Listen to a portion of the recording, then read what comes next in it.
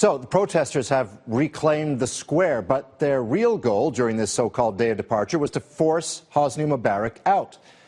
And as we've seen, he hasn't gone anywhere, at least not yet. So can today's protests really be called a success? Mona Eltahawy is an Egyptian-born columnist and analyst. She's in Los Angeles tonight. Good to see you again, Mona. Hi, thanks for having me again. I want to put that to you then. I mean, Friday's over now. This was supposed to be the day, and Mubarak is still there. So what do you think? Was it a success today, or what are your thoughts on that?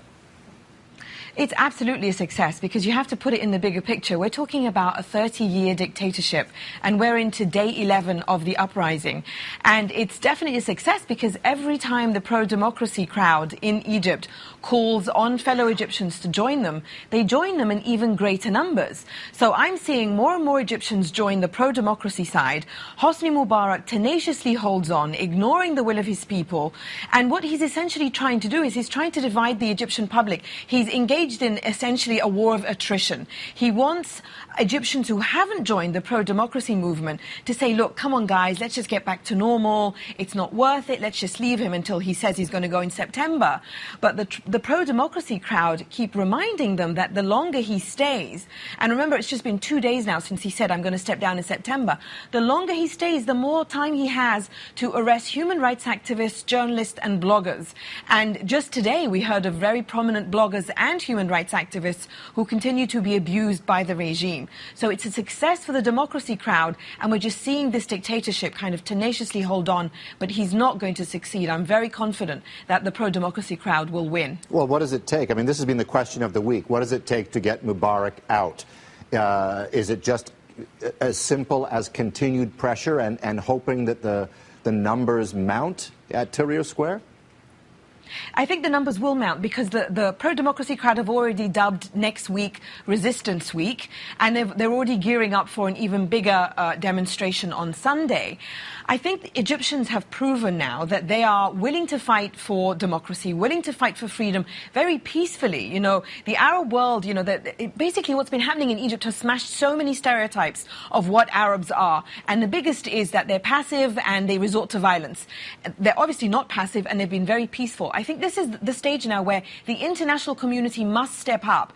My three-point plan, if I can suggest the three-point plan, is A, cut military aid to the Egyptian armed forces. B, freeze the Mubarak family fortune, because Mubarak is immensely wealthy, while 40% of Egyptians live on $2 a day.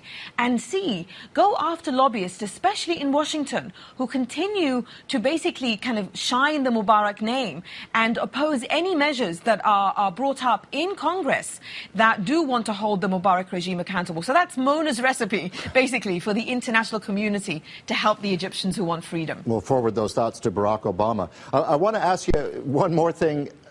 You know, one of the things we've been talking about here today is this notion that there isn't really a leadership, not an obvious one anyway, amongst the crowd. This, in a sense, that's part of the beauty of it. But I wonder if it cuts both ways, that this mass of people is saying, well, what do we do? And no one is telling them what to do. So there's a risk that perhaps the momentum gets lost and it dissipates and it just kind of fritters away. What, are you concerned about that? Is that a risk, do you think?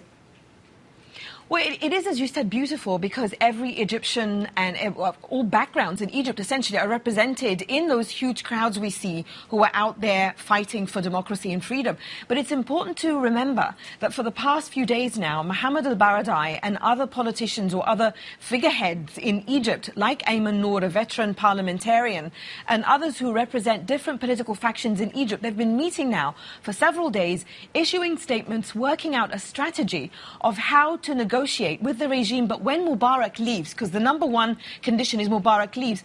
But just to remind you how Mubarak wants to sabotage even that, yesterday when they met 9 representatives from the youth movement that launched this uprising, the Mubarak regime arrested those young people while they were going home. So Mubarak once again shows us that he claims he wants to leave power because he's tired and fed up, but he's worried about chaos in his wake, and yet he continues to push that very same chaos. We have 80 million people in Egypt. They're willing to step up. We have a committee of 10 that want to act as an interim transitional government, but Mubarak must go. Of this, I am certain, Mona, we will talk to you again. Thank you. Thanks.